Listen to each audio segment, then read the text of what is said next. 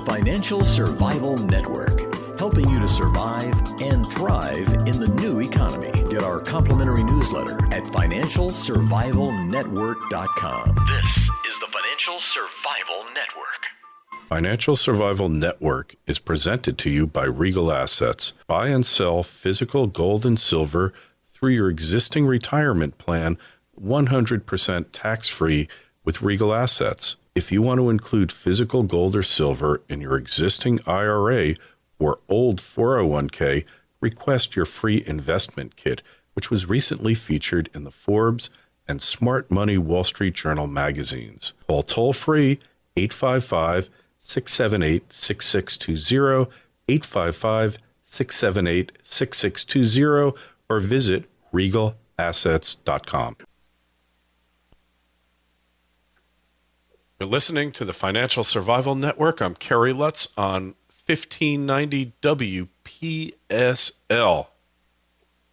And we're talking about the fantasy land of the Fiat world. And who better to do it than Ranting Andy Hoffman.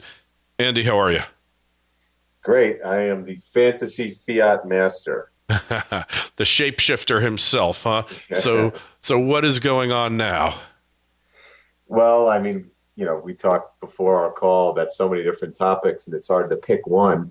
But you know, for my money, I'll take this this growing dislocation between the Dow Jones propaganda average and the economy that we've been seeing. I mean, it's been weeks and weeks now where I've been posting chart after chart showing how, you know, the macro economy is falling, and yet the Dow keeps rising, and it's really remarkable to watch literally decades worth of correlation break apart as the PPT desperately tries to keep, you know, the world's most widely watched average from showing fear and problems.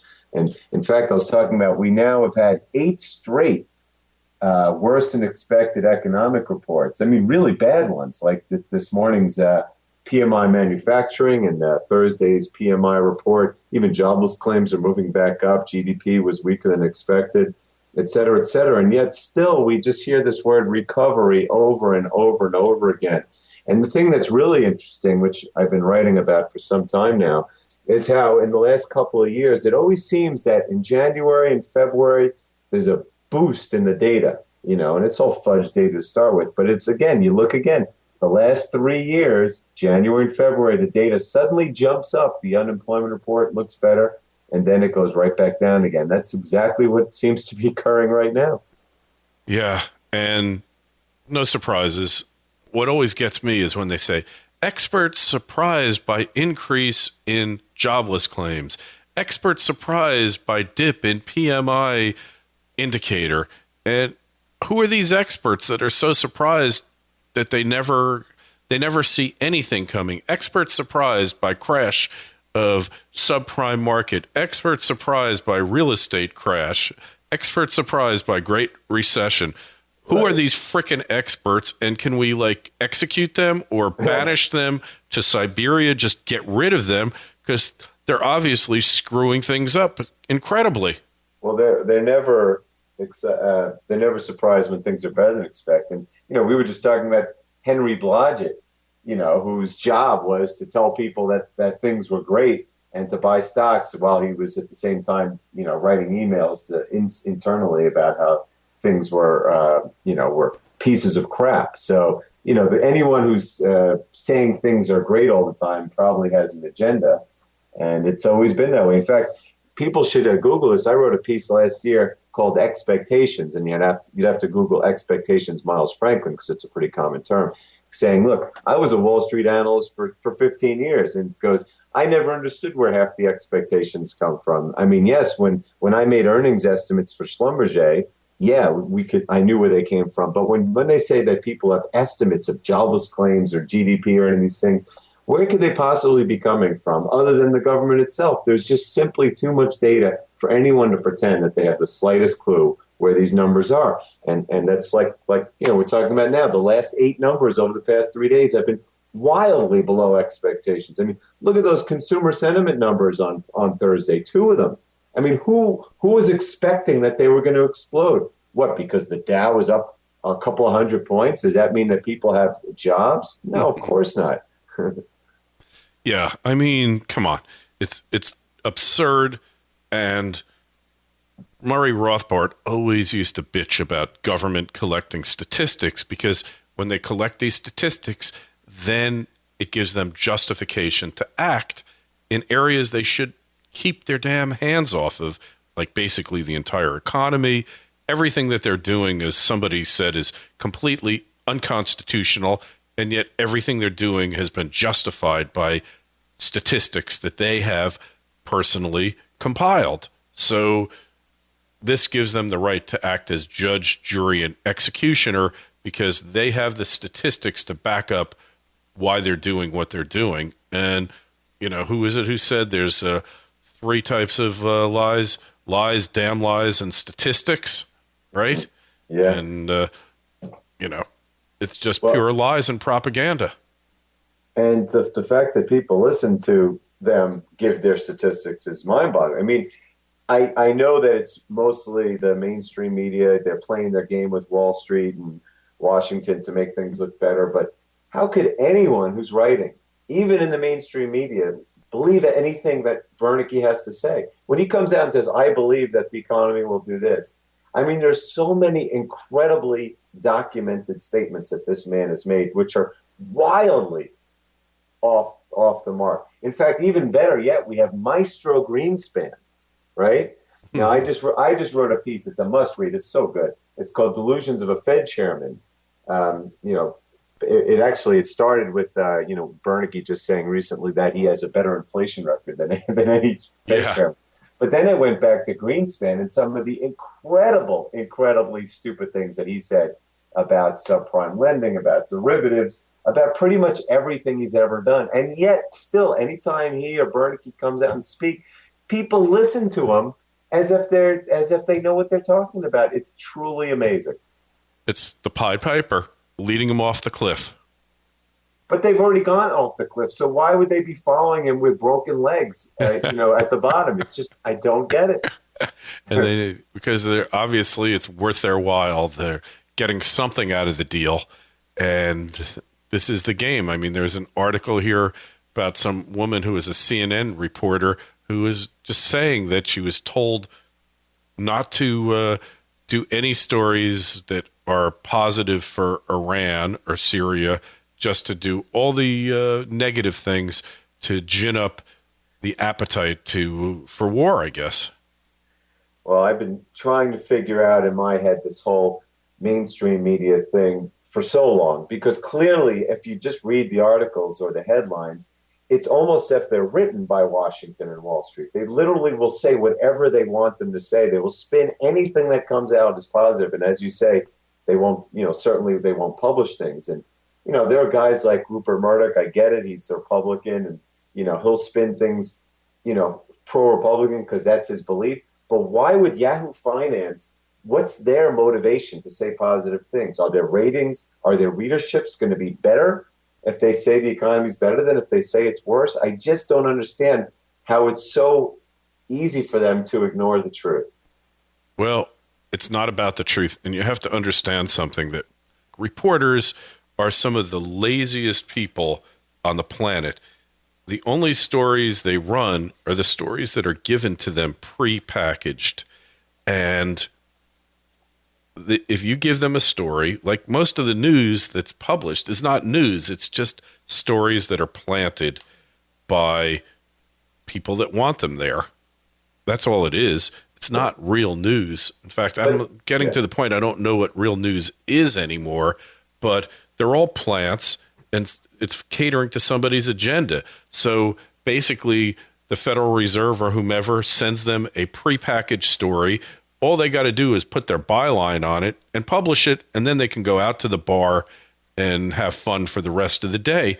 Because if you go to New York, the bars like around the studios there, they're there all day long drinking, all of these reporters.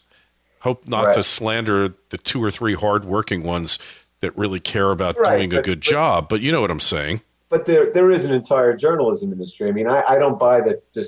I understand the world is dumbed down, particularly this country, But there is an entire journalism industry. It's huge. And there are plenty of motivated people out there. And frankly, in a business like this, all you have to do is just be reasonably on the truth, and you're famous. I mean, look at me. All I do is just say the truth, and I have a huge following. Okay, there's so many ambitious journalists out there who can have great jobs. They can travel a lot. They can be famous. They can write for real news outlets if they just tell the truth, and some do.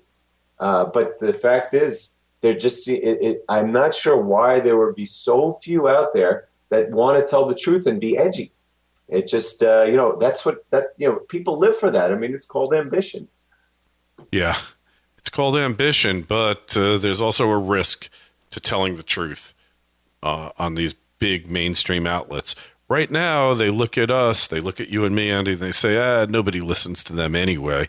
Although I would assert that our audience takes us far more seriously and listens to us much more closely than anybody listening to a mainstream publication or show. I would agree, but I guess the real answer to it is that everything's been turned upside down. If the Dow, whether it's done fraudulently or not, if the Dow can go up when it's not supposed to go up, or if gold can go down when it's not supposed to go down, or if people are not pulling all their money out of European banks after Cyprus, it just shows that we're kind of in this warped Twilight Zone world. I mean, it can't go on forever because obviously at some point, the money printing will create hyperinflation. It always does. And the social unrest that comes out of record unemployment worldwide will show itself. But we are in this kind of in-between eye of the storm where everything is out there for people to see, and yet few want to see it. Look, I realize that most people have nothing, and therefore they just want hope and they want welfare, and they don't really care about the truth. But, there are plenty of people out there who should know better and just choose not to. Hey, and great point here. As long as we're talking about that, did you read about all the looting that took place in Cyprus? Those oligarchs did not lose their money. Everybody else in Cyprus lost their money. Even the president's family looted the bank, got the money out the week before the collapse took place. Yeah, I'm glad you brought that up because I wrote about it this morning. It'll be out this afternoon. I mean, first off, I'm in awe because I published today a letter from the Cyprus Central Bank that they sent to the entire country, basically, February 13th, I think it was, saying, there's a lot of rumors that your bank accounts are going to be taken, but that's unconstitutional and there's no way we'd ever do it. So first you have that. Then you have what you're talking about, how this president, remember, the president of Cyprus was just elected, I think, on February 25th, okay? It's not like he has... He's been there. It's funny, you got to admit, it's absurd. He's been there 2 or 3 weeks, and he negotiates this deal to steal all the people's money.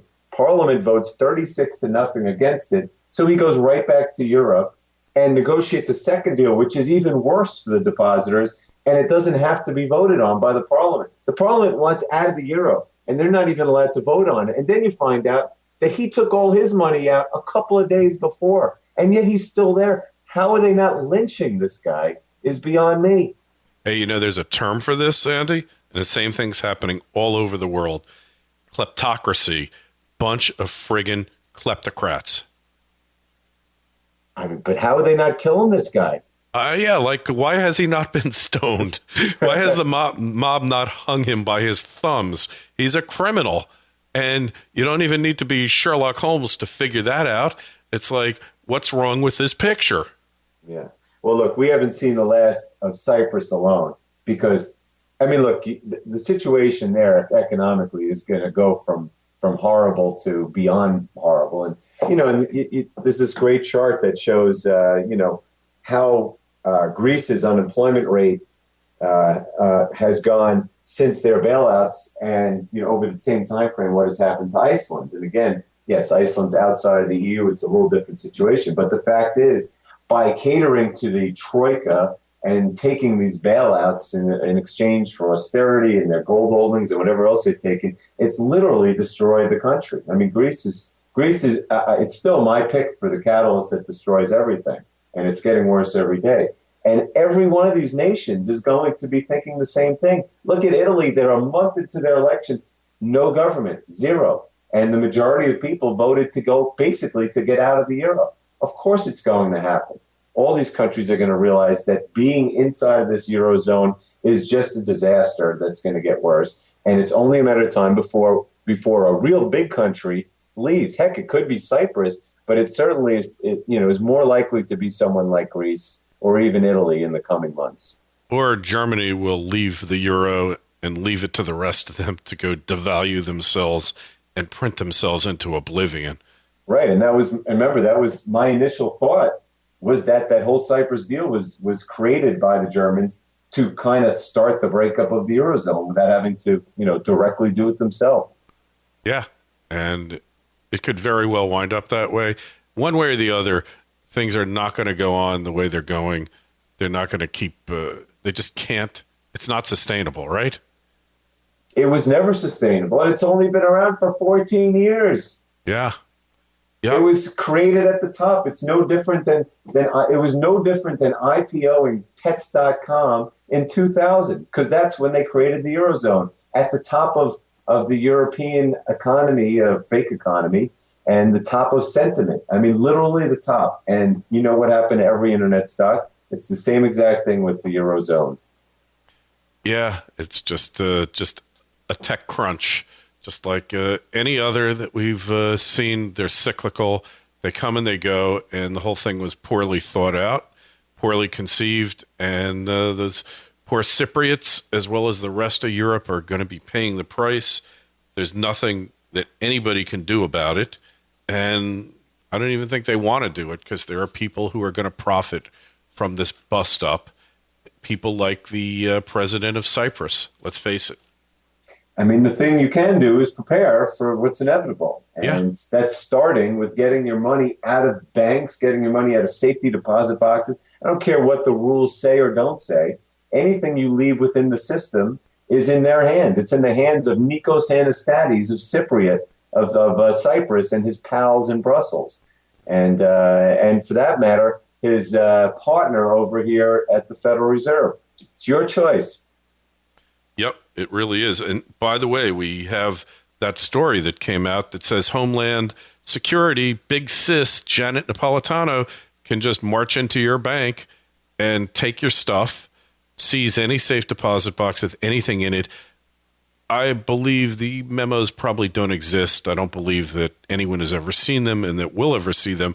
But never let a good crisis go to waste. When there's another emergency, they'll do whatever the hell they please. And if your bank never opens again, who the hell knows what happens to the contents of your safe deposit box? That's right. And, the same thing went back in 1933 with the supposed gold confiscation. I mean, no one really gave anything back when they did it. But the fact is, people who left gold sitting in safety deposit boxes, some of those people actually did have their gold taken away from them simply because they left it in sight of the government. And that's the whole point. You don't leave it where the government can take it. Yep, exactly. And let's face it, in this day and age, the banks are simply a branch office of the Fed, of the federal government, of the Treasury. They don't have an independent existence because they exist at the pleasure and sufferance of the sovereign, of the monarch, which is all we have now, is basically a two-party monarchy, and they kind of vote for whichever king for a day they want, and then you're stuck with that guy for 4 or 8 years, and then there's a new monarch, but there is no rule of law to rein in the monarchy, and that's what we're stuck with. So the banks are just part of the government. That's it. Yeah, as I call it in my recent piece, one-party fascism. They really are one and the same. And again, who is in fact running the show? Is it the government or is it the banks themselves? It's impossible to know. But anyone who believes that it's, quote, J.P. Morgan that's shorting silver, for instance, is out of their mind. It is the government shorting it. J.P. Morgan just happens to be their branch office, as you say. Yeah, they just happen to be a portal. All these banks are portals of the great evil portal out there in Washington. It's one and the same. And whether the banks own the government or the government own the banks, what the heck's the difference? It doesn't matter. The end result is the same, which is financial tyranny, which is what we're going through right now. Mm-hmm. So what do? Gold and silver. And I guess you need these survival plans more and more as we go along. I'm happy I have my food with PrepareWise, happy I have my gold and silver, and happy that somehow, some way we're going to all get through this. But the world is never going to be the same. Correct. Probably for the better, too. Yeah, but it'll be a lot of pain before we get to that better. Yeah, well, sometimes, it's just like a parent. You love your kid. You don't want them to feel any pain. But when you try to protect them and stop them from realizing and suffering the consequences of his actions, you're actually doing the worst thing for your kid that you possibly can, because they don't learn the coping skills. They don't learn to deal with reality. They don't learn to problem solve. And that's what you need to be doing: solving problems, being prepared, making plans, getting gold and silver, and getting ready for the great unraveling, because it's getting closer and closer. I mean, I think now these explosions are going to become more often and regular ongoing thing until the system is brought down. I could not agree more. All right. On that note, Andy, next Monday I will be in Vegas at the National Association of Broadcasters, but I'll try to connect with you there and still try to get shows out to you so you can know exactly what's going on, and don't believe anything the mainstream media tells you, because they all have an agenda and they don't care about you, and they just want to get eyeballs to their websites. They can't get people to buy the papers anymore. All they can do is try to get your eyeballs and your eardrums to their website, and that's it. All right, Ant, you be well. You too. Take care. Bye. Bye. When it comes to buying physical gold and silver, Regal Assets is the place to go. Did you know that you can use your existing retirement plan to invest in precious metals, and it's 100% tax-free with Regal Assets? I hope you're seriously thinking about using precious metals in your retirement plan to help you beat inflation. It's so simple to use your existing IRA or old 401k to set up your precious metals retirement plan. Request your free investment kit today. It's so helpful and informative that it was recently featured in Forbes and Smart Money Wall Street Journal magazines. Get the latest info by calling toll-free 855-678-6620. That's 855-678-6620. Or visit regalassets.com and use the code Lutz. You'll save the setup fees and a whole lot more at regalassets.com.